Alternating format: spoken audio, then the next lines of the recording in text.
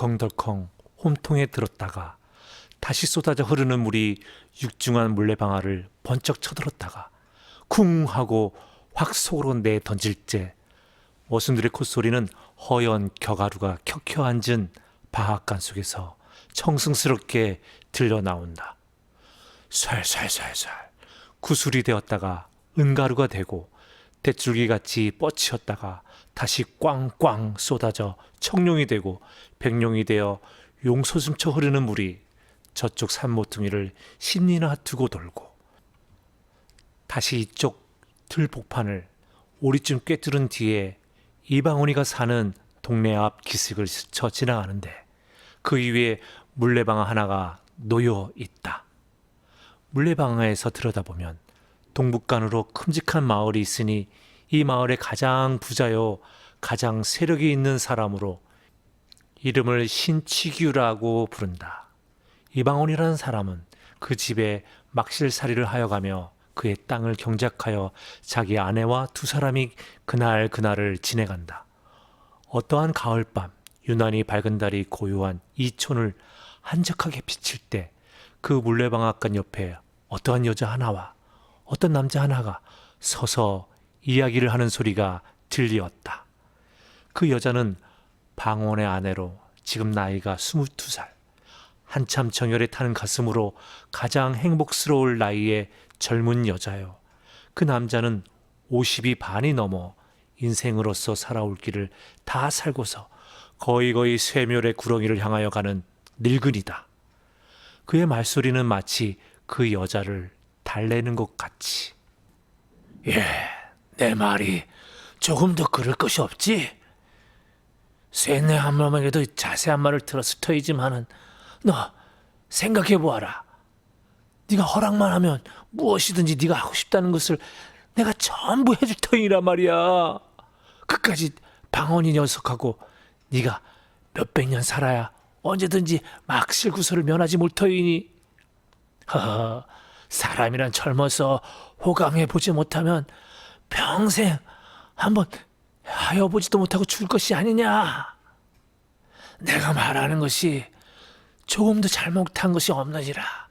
대강 너의 말을 쇠뇌 암암에 듣기는 들었으나 그래도 너에게 한번 바로 대고 듣는 것만 못해서 이리로 만나자고 한 것이다.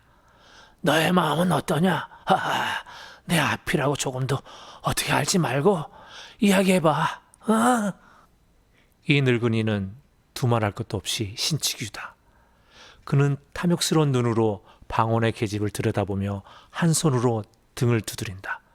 새침한 얼굴이 파르족촉하고 기다란 눈썹과 검푸른 두 눈 가장자리에 예쁜 입, 뾰루릉한 뺨이며 콧날이 오뚝한 데다가 후리우리한 키에 떡 벌어진 엉덩이가 아무리 보더라도 무섭게 이지적인 동시에 또는 창부형으로 생긴 것이다. 계집은 아무 말이 없이 서서 짐짓 부끄러운 태를 지으며 매혹적인 웃음을 생긋 웃고는 고개를 돌렸다. 그 웃음이 얼마나 짐승 같은 신치규의 만족을 사게 되었으며 또한 마음을 충동시켰는지 희끗희끗한 수염이 거의 계집의 뺨에 닿도록 더 가까이 와서 왜 대답이 없니? 부끄러워서 그러니? 그렇게 부끄러워할 일은 아닌데 하고 계집의 손을 잡으며 손도 이렇게 예쁠 줄은 몰랐구나. 참 분결 같다. 이렇게 얌전히 생긴 애가 방언 같은 천한 놈의 계집이 되어 일평생을 그대로 썩는다는 것은 너무 가엽고 아깝지 않느냐. 예. 계집은 몸을 돌리려고 하지도 않고 영감이 하는 대로 내버려두며 눈으로 땅만 내려보고 섰다가 가까스로 입을 떼는 듯 하더니 제 말이야. 모두 셋내 할 몸이 여쭈었지요. 저에게는 너무 분수에 과한 말씀이니까요. 천만의 소리를 다 하는구나. 그게 무슨 소리냐? 너도 아다시피 내가 너를 장난삼아 그러는 것도 아니겠고 후사가 없어서 그러는 거니까 네가 내 아들이나 하나 낳아주렴. 그러면 내 것이 모두 네 것이 되지 않겠니? 자, 그러지 말고 오늘 좀 허락을 하렴. 그러면 내일이라도 방언이란 놈을 내쫓고 너를 불러들일 터이니. 어떻게 내쫓을 수가 있어요? 아이, 그거 그리 어려울 것이 무엇이니? 내가 나가라는데 제가 나가지 않고 베길 줄 아니? 그렇지만 너무 과하지 않을까요? 뭐야, 저런 생각을 하니까 네가 이 모양으로 이때까지 있었지. 어떻단 말이냐? 그런 것은 조금도 염려하지 말고, 자, 또 네 서방에게 듣길라. 어서 들어가자. 먼저 들어가세요. 왜? 남이 보면 수상해 할게요. 뭘? 나하고 가는데 수상해 할 게 뭐야? 어서 가자. 계집은 천천히 두어 걸음 따라가다가 영감 하고 머춤하고 서 있다. 왜 그러니? 계집은 다시 말이 없이 서 있다가 아니에요 하고 먼저 들어가세요 하며 돌아선다. 영감이 간이 달아서 계집의 손을 잡으며 가자, 집으로 들어가자. 그의 가슴은 두근거리는지 숨소리가 잦아진다. 계집은 손을 빼려 하며 점잖으신 어른이 이게 무슨 짓이에요? 하면서도 그의 몸짓에는 모든 것을 허락한다는 뜻이 보였다. 영감은 계집의 몸을 끌어안더니 방앗간 뒤로 돌아섰다. 계집은 영감 가슴에 안겨서 정욕이 가득 찬 눈으로 그를 보면서 영감 말 한마디 하고 침 한번 삼키었다. 영감이 거짓말은 안 하지요? 아니. 그의 말은 떨리었다. 계집은 영감의 팔을 한 손으로 잡고 또 한 손으로는 방앗간 속을 가리켰다. 저리로 들어가세요. 영감과 계집은 방앗간에서 20-30분 후에 다시 나왔다. 사흘이 지난 뒤에 신치규는 방언이를 자기 집 사랑 마당 앞으로 불렀다. 예!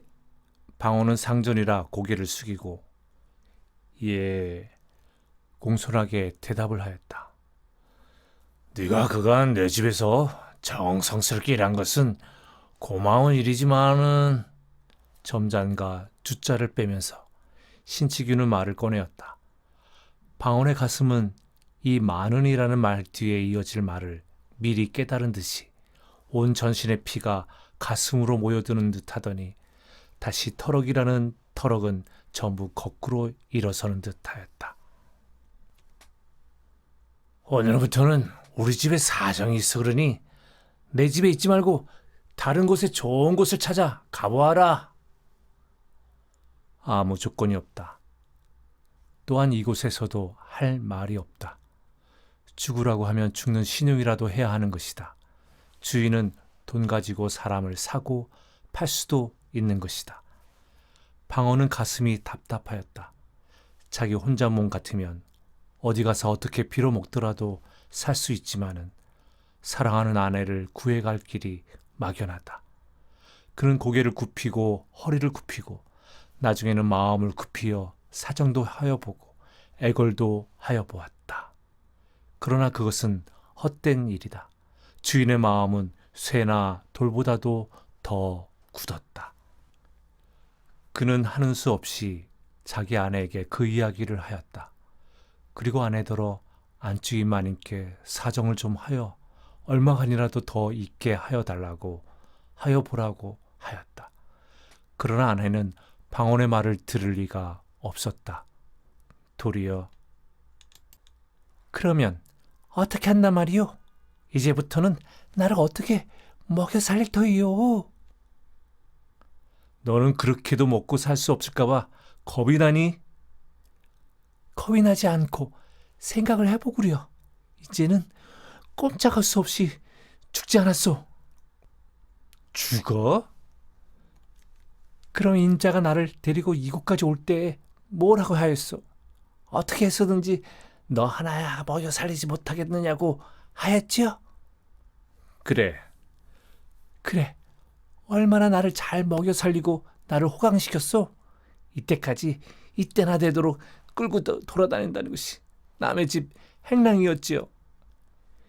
에이, 그것을 내가 모르고 하는 말이냐? 내가 하려고 하지 않아서 그렇게 된 것이냐? 차차 살아가는 동안에 무슨 일이든지 생기겠지. 설마 요대로 늙어 죽기야 하겠니? 듣기 싫소. 뿔 떨어지면 구워 먹지. 어르천년에. 방언이는 가뜩이나 내어쫓기고 화가 나는데 계집까지 그리 하니까 속에서 열화가 치밀어 올랐다. 이 육시를 하고도 남을련? 왜 남의 마음을 글컹거리니?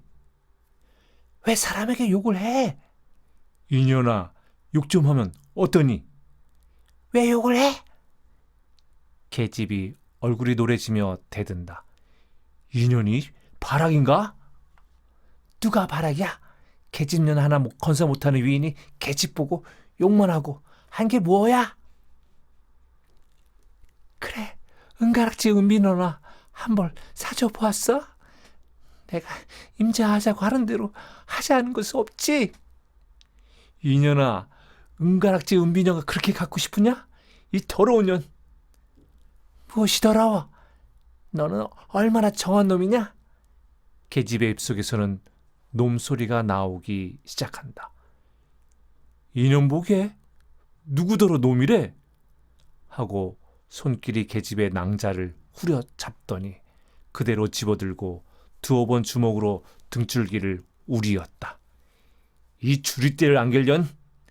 발길이 엉덩이를 두어 번 지르니까 계집은 그대로 거꾸로 졌다가 다시 일어났다. 풀어헤트린 머리가 치렁치렁 끌리고 실룩한 눈에는 도끼가 섞이었다. 왜 사람을 치니? 이놈! 죽어라 죽어! 어디 죽어 보아라 이놈! 나 죽고 너 죽자! 하고 달려들은 계집을 후려서 거꾸로 트리고서 이년이 죽으려고 길 쓰냐? 방언이가 계집을 치는 것은 그것이 주먹을 가지고 하는 일종의 농담이다. 그는 주먹이나 발길이 계집의 몸에 닿을 거기에 얻어맞는 계집의 살이 아픈 것보다 더 찌르르하게 가슴 한복판을 찌르는 아픔을 방언은 깨닫는 것이다. 홧김에 계집을 치는 것이 실상은 자기의 마음을 자기의 이빨로 물어 뜯는 것이나 다름이 없는 것이다. 때리는 그에게는 몹시 애처로움이 있고 불쌍함이 있는 것이다. 그러나 자기의 화풀이를 받아주는 사람은 아직까지도 계집밖에는 없었다. 제일 만만하다는 것보다도 가장 마음 놓고 화풀이할 수 있습니다. 싸움한 뒤 하루가 못되어 두 사람이 베개를 나란히 하고 서로 꼭 끼고 잘 때에는 그렇게 고맙고 그렇게 감격이 일어나는 위안이 또다시 없습니다. 계집을 치고 화풀이를 하고 난 뒤에 다시 가슴을 애는 듯한 후회와 더 뜨거운 포옹으로 위로를 받을 그때에는 두 사람 아니라 방언에게는 그만큼 힘있고 뜨거운 믿음이 또다시 없는 까닭이다. 계집은 일부러 소리를 높여 꺼이꺼이 운다. 온 마을 사람이 거의 귀를 기울였으나 또 사랑 싸움을 하는군 하고 도리어 그 싸움을 부러워하였다. 옆집 젊은 것이 와서 싱글싱글 웃으면서 들여다보며 이제 그만 두라고 하며 말리는 신용을 한다. 동네 아이들만 마당 앞에 쭉 늘어서서 눈들이 동그래서 구경을 한다. 그날 저녁에 방언이는 술이 얼큰하여 돌아왔다.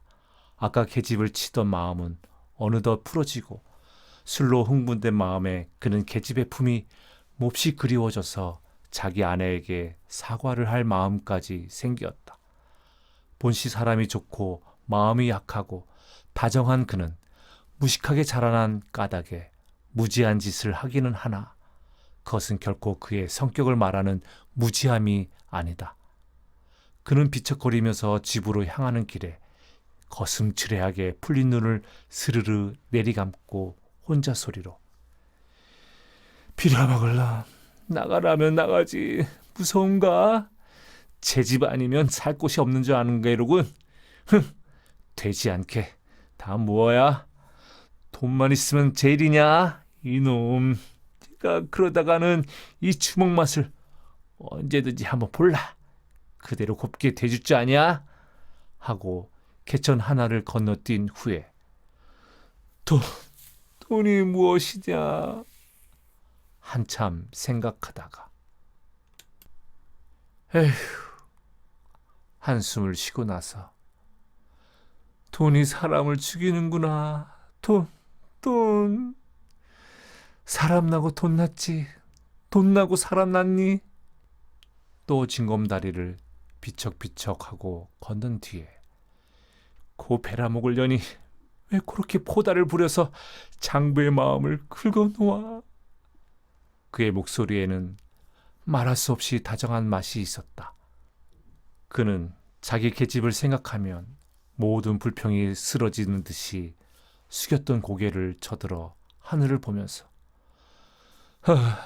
저도 고생은 고생이지 하고 다시 고개를 숙인 후 내가 너무해. 내가 너무 그렇게 아닌데. 그는 자기 집에 와서 문고리를 붙잡고 흔들면서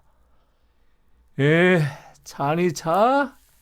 그러나 대답이 없고 캄캄하다. 인연이 또 어디를 갔어? 그는 문짝을 깨어지라 하고 닫힌 후에 다시 길거리로 나와 그 옆집으로 가서 여보 아주머니, 우리 집 색시 어디 갔는지 보았소?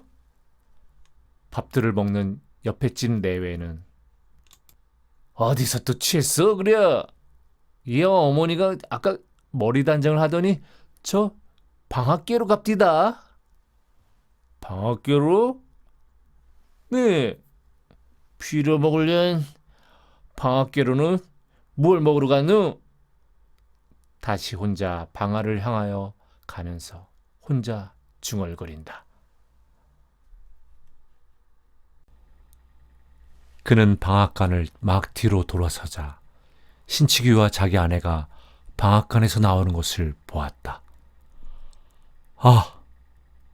그는 너무 뜻밖의 일이므로 아무 말도 하지 못하고 그대로 한참이나 멀거니 서서 보기만 하였다. 그의 눈에서는 쌍심지가 거꾸로 섰다. 열이 올라와서 마치 주홍을 칠한 듯이 그의 눈은 붉어지고 번개 같은 광채가 번뜩거리었다. 그는 한참이나 사지를 떨었다. 두 이가 서로 맞춰서 달그락달그락 하얘졌다. 그의 주먹은 부서질 것 같이 단단히 쥐어졌다. 계집과 신치규는 방언이 와 선 것을 보고서 처음에는 조금 간담이 서늘하여졌으나 다시 태연하게 내려앉혔다. 일이 이렇게 되었음에 할 대로 하라는 뜻이다. 방언은 달려들어서 계집의 팔목을 잡았다. 그리고 이를 악물고 부르르 떨었다. 나는 네가 이럴 줄은 몰랐다. 계집은 뭘 이럴 줄을 몰라? 하며 파란 눈을 흘겨보더니 나중에는 별꼴을 다 보겠네. 의뢰이 그럴 줄을 인지 알았나? 나요. 왜 남의 팔을 잡고 요 모양이야? 오늘부터는 나를 당신이 그리 함부로 하지는 못해요. 더러운 녀석 같으니. 계집이 싫다고 그러면 국으로 물러갈 길 일이지. 이게 무슨 사내답지 못한 일이야? 나요. 팔을 뿌리쳤으나 분노가 전신에 가득 찬 그는 그렇게 쉽게 손을 놓지 않았다. 네가 이것이 정말이냐? 정말 아니고 비싼 밥 먹고 거짓말 할까? 네가 참으로 환장을 하였구나. 아니 누구더러 환장을 했대? 어휴 기가 막혀 죽겠지. 나요 나? 왜 추근추근하게 이 모양이야? 나! 하고서 힘껏 뿌리치는 바람에 계집의 손이 쑥 빠지었다. 계집은 손목을 주무르면서 암상맞게 돌아섰다. 이때까지 이 꼴을 멀찍이 서서 보고 있던 신치규는 두어 발자국 나서더니 기침 한 번을 서투르게 하고서 네가 술이 취했으면 일찍 들어가 자든지 할 것이지 웬 짓이냐? 네 눈깔에는 아무것도 보이는 것이 없단 말이냐? 너희 연놈이 싸우는 것은 너희 연놈이 어디든지 가서 할 일이지. 여기 누가 있는지 없는지 눈깔에 보이는 것이 없어? 옛 괘씸한 놈. 눈깔을 불알이었다. 방어는 한참이나 쳐다보고서 말이 없었다. 생각대로 하면 한 주먹에 때려 놓일 거지만은 그래도 그의 머릿속에는 아까까지의 상전이라는 관념이 남아있었다. 번갯불같이 그 관념이 그의 입과 팔을 얽어놓았다. 어려서부터 오늘날까지 남을 섬겨보기만 한 그의 마음은 상전이라면 모두 두려워하는 성질을 깊이 뿌리박아 놓았다. 그러나 오늘부터는 신치규가 자기의 상전이 아니요 자기가 신치규의 종도 아니다. 다만 똑같은 사람으로 마주섰을 뿐이다. 아니다. 지금부터는 신치규도 방온의 원수였다. 그의 간을 씹어먹어도 오히려 나머지 한이 있는 원수다. 신치규는 똑바로 쳐다보는 방온을 마주 쳐다보며 똑바로 보면 어쩔 터이냐? 온 세상에 망하려니까 별 회개한 일이 다 많거든. 어째 이놈아? 이놈아? 방온은 한 걸음 들어섰다.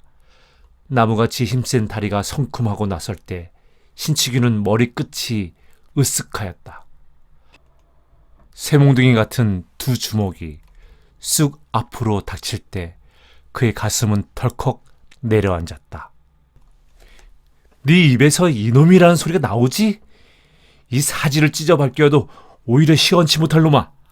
네가 내 계집을 뺏으려고 오늘 날더러 나가라고 그랬지?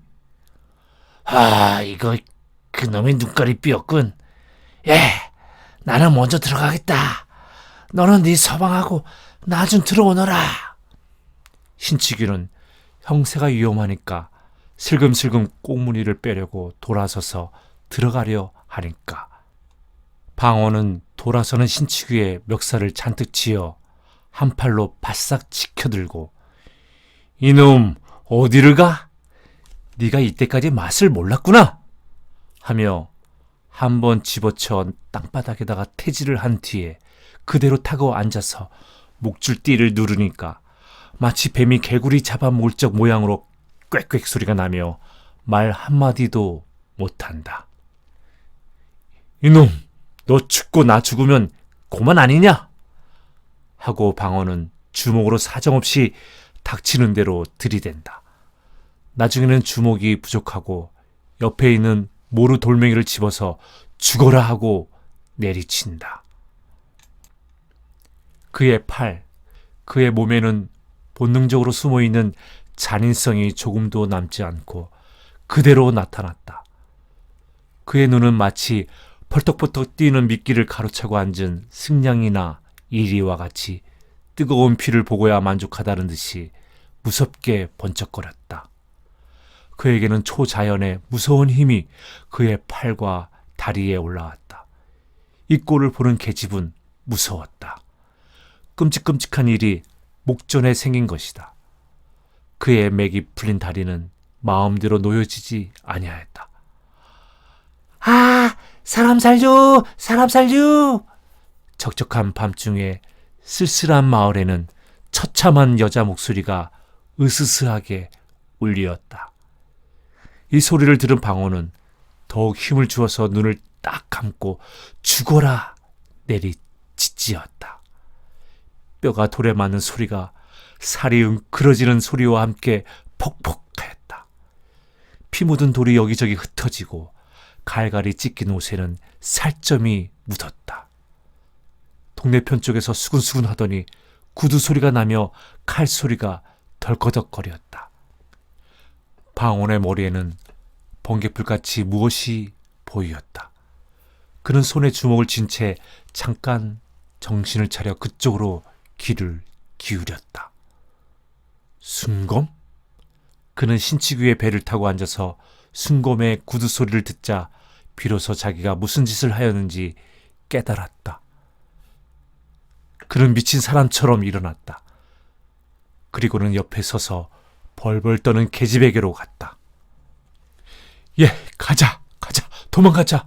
너하고 나하고 같이 가자. 자, 어서. 계집은 자기에게로 또 무슨 일이 있을까 하여 겁을 내어 도망을 하려 한다. 방어는 계집을 따라가며 예. 네가 이렇게도 나를 몰라주니? 내가 너를 어떻게 생각하는지 알지를 못하니? 자, 어서 도망가자. 어서. 뒤에서 순검이 쫓아온다. 계집은 그대로 서서 종종 걸음을 치며 실소, 임자나 가구려. 나는 싫어. 가자. 응, 가. 그는 미친 사람처럼 계집의 팔을 붙잡고 끌었다. 그때 누구인지 그의 두 팔을 마치 형틀에 매다는 것 같이 꽉 뒤로 끼어앉는 사람이 있었다. 이놈아, 어디로 가? 그는 뒤를 돌아보지 않고도 그가 누구인지 알았다. 그는 온 전신의 맥이 풀려 그대로 뒤로 자빠지려 할 때 어느덧 널판 같은 주먹이 그의 뺨을 사정없이 갈겼다. 정신 차려! 네. 그는 무의식하게 고개가 숙여지고 말소리가 공손하여졌다. 땅바닥에서는 신치규가 꿈지럭거리며 이리저리 뒹군다. 정성스러운 비명이 들린다. 방어는 포승지인 채 계집은 그대로 주재소로 끌려가고 신치규는 머슴들이 업어들였다. 석 달이 지났다. 상해죄로 감옥에서 복역을 하던 방어는 만기가 되어 추록을 하였다. 그러나 신치규는 아무 일 없이 자기 집에서 치료하고 방언의 계집을 데려다 산다. 신치규는 온몸이 나은 뒤에 홀로 생각하였다.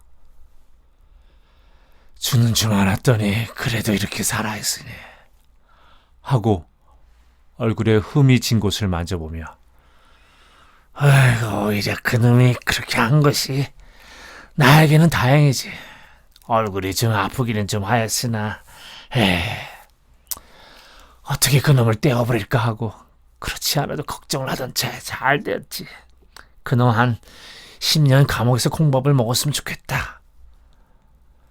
방어는 감옥에서 생각하기를 나가기만 하면 년놈을 죽여버리고 제가 죽든지 요정을 내리라 하였다.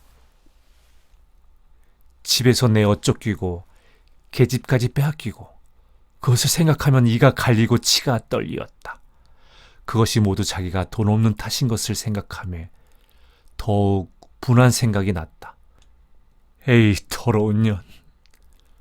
그는 홍바지에 쇠사슬을 차고서 일을 할 때에도 가끔 침을 땅에다 뱉으면서 혼자 중얼거렸다. 사람이 이러고서야 살아서 무엇하나. 멀쩡한 놈이 계집 빼앗기고 생으로 콩밥까지 먹으니. 그가 감옥에서 나올 때에는 감옥소를 다시 한번 돌아보고 내가 여기서 마지막으로 목숨을 잃어버리든지 그렇지 않으면 내가 내 손으로 내 목을 찔러 죽든지 무슨 요정이 날 것을 생각하고 다시 온몸에 힘을 주고 쓸쓸한 웃음을 웃었다. 그는 200리나 되는 길을 걸어서 계집이 사는 촌에를 왔다. 그러나 아무도 그를 아는 체 하는 사람이 없었다. 전에 친하게 지내던 사람들도 그를 보고 피해갔다. 마치 문둥병자나 마찬가지 대우를 하였다. 감옥에서 나온 뒤로부터는 더욱이 세상이 차디차졌다. 자기가 상상하던 것보다도 더 무정하여졌다. 그는 하는 수 없이 밤이 될 때까지 근처 산속으로 돌아다녔다. 그래서 깊은 밤에 촌으로 내려왔다. 그는 방앗간을 다시 지나갔다. 석 달 전 생각이 났다. 자기가 여기서 잡혀갔다는 것을 생각할 때 더욱 억울하고 분한 생각이 치밀어 올라왔다.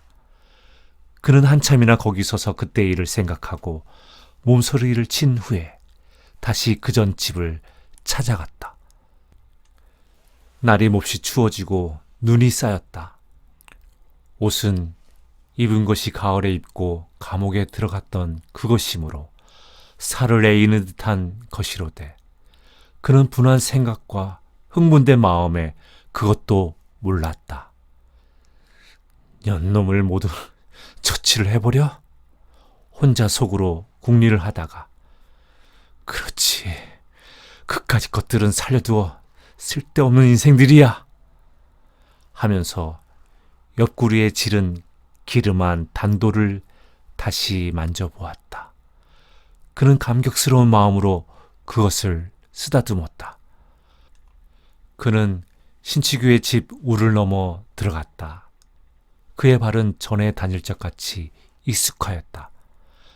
그는 사랑을 엿보고 다시 뒤로 돌아서 건넌방 창 밑에 와 섰었다. 귀를 기울였으나 아무 말도 들리지 않았다. 그는 손에 칼을 빼들었다. 그리고는 일부러 뒤 창문을 달각달각 흔들었다. 그니? 하고 계집의 머리가 쑥 나오며 문이 열렸다. 그는 얼른 비켜섰다. 문은 다시 닫혀지고 계집은 들어갔다. 방언의 마음은 이상하게 동요가 되었다. 예쁜 계집의 목소리가 오래간만에 귀에 들릴 때 마치 자기가 감옥에서 꿈을 꿀 적 모양으로 요염하고도 황홀하게 그의 마음을 꿰는 것 같았다. 그는 꿈속에서 다시 만난 것 같고 오래간만에 그를 만나봄에 모든 결심은 얼음같이 녹는 듯하였다. 그래도 계집이 설마 나를 영영 잊어버리랴 하고 옛날의 정의를 생각할 때 그것이 거짓말이 아니고 무엇이라는 생각이 났다. 아무리 자기를 감옥에까지 가게 하였다 하더라도 그는 감히 칼을 들어 죽이려는 용기가 단번에 나지 않아서 주저하기 시작하였다. 아니다.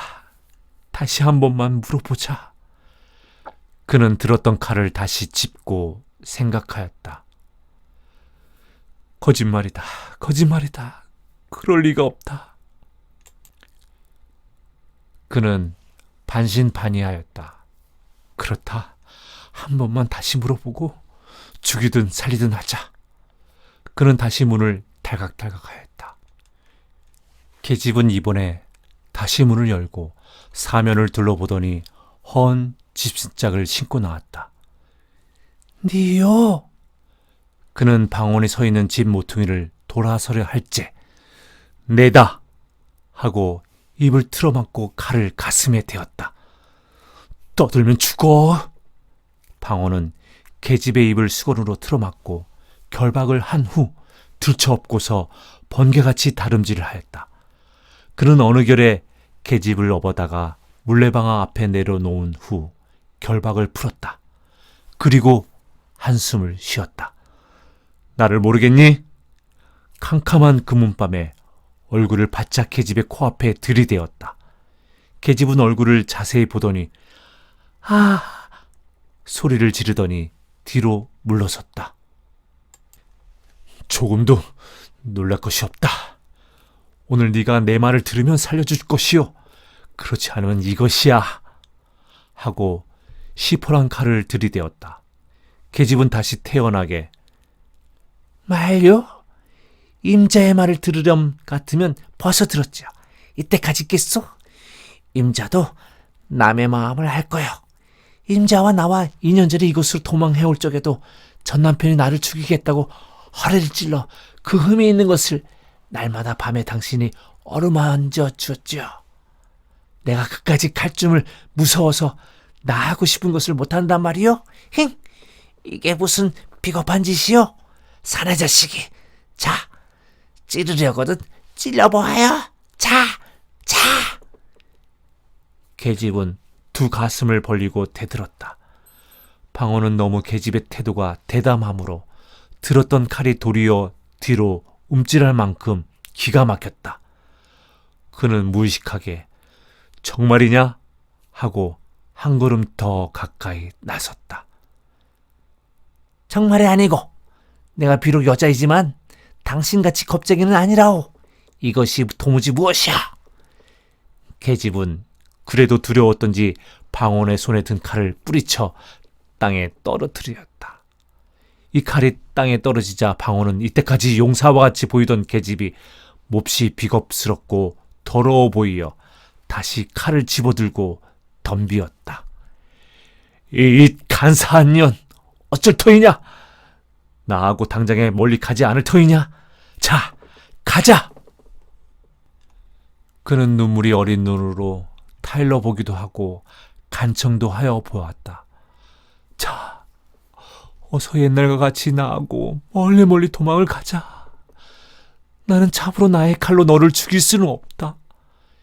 계집의 눈에는 독이 올라왔다. 광채가 어두운 밤의 번개같이 번쩍거리며 싫어요. 나는 죽으면 죽었지 가기는 싫어요. 이제 나는 고만 그렇게 구차하고 천한 생활을 다시 하기는 싫어요. 고만 물렸어요. 너의 입으로 정말 그런 말이 나오느냐? 너는 나를 우리 고향에 다시 돌아가지도 못하게 만들어 놓고 내 모든 것을 다 잃어버리게 한 후에 또 나중에는 세상에서 지옥이라고 하는 감옥 속에까지 가게 하였지. 그러고도 나의 맨 마지막 원을 들어주지 않을 터이냐? 나는 언제든지 당신 손에 죽을 것까지도 알고 있어. 자, 오늘 죽으나 내일 죽으나 언제든지 죽기는 일반. 이렇게 된 이상 나를 죽이시오. 정말이냐? 정말이야? 정말요? 계집은 결심한 뜻을 나타내었다. 방언의 손은 떨리었다. 그리고 그는 눈을 꼭 감고 에이, 여우 같은 년! 하고 칼끝을 계집의 옆구리를 향하고 힘껏 내밀었다. 계집은 이를 악물고 사람 죽인다!